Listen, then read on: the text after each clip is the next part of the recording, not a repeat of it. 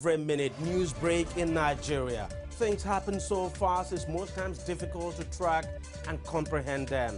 But that's what we do right here on Digi360. 2015, would you want to come back again? It's like asking Jesus Christ if he knew he was going to die, will you want to come back as the savior of the world again? We do not just help you track the stories, we break them down, explore all the angles, analyze the issues so that you can fully comprehend the stories and use them to make the right decisions.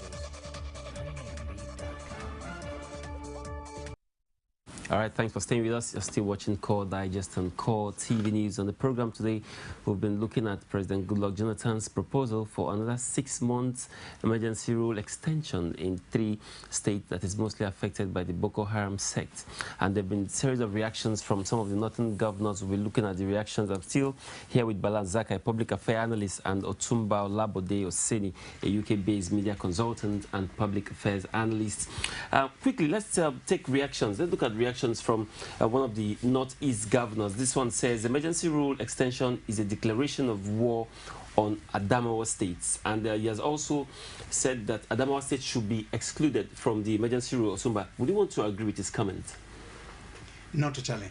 And again, we need to ask ourselves, every extension, this is the second or the third one? The third. The third one. What have we achieved with the first and the second one? We're talking of, when you talk of extension again, you're talking about a huge amount of money. It's going to cost taxpayers billions of naira again.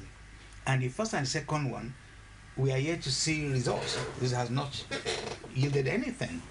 So, and that's why I was of the opinion that we can use these 6 months the president is asking for behind the coulisses, behind the closed doors, to find solutions to the problems. Because every time he's asking for extension, it goes with asking for money. Am I right? So, and we have not gotten any result for the last 2 extensions. So, I disagree with, I cannot go with another extension that is going to cost lives, money, and properties. I believe there's a second extension. The first one was the initial state of emergency. Is it the first or the second one? And then it was first extended in December 2013. Now, this makes it the second extension. Second. But let us look at the force of the opposition. Governor Kasim Shettima is saying emergency rule extension is not needed. As a matter of fact, he says that the military has been inefficient and that the emergency rule has brought more woes than good to the state. And what's his name now? The Yobe State governor too is speaking tough, saying there is no need for an extension. The Northern Elders Forum are saying there is no need for an extension. Just recently, the secretary to the Northern Senate Forum is also saying there is no need for an extension. How does this opposition impact on the quality of emergency rule in these affected states? Yeah, strange, huh? That leaders will be talking like this. You see, there is this saying that the seed of growth and progress can only be planted and watered on the soil of peace. Right?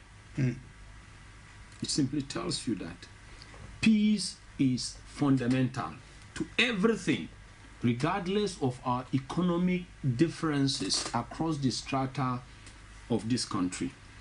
We also need to understand that regardless of all macroeconomic analysis, or macroeconomic indices analysis and anatomy, if you don't have peace, if you don't have security and stability as your framework, then nothing works.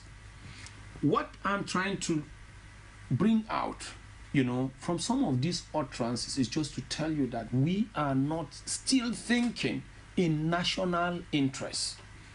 Because when you talk about national interest, you're not just talking about the northeastern part of the country, just 3 states. You're talking about Nigeria holistically, to make sure we have contributions that will add to the aggregate economy, right? Are you telling me that if that part of the country was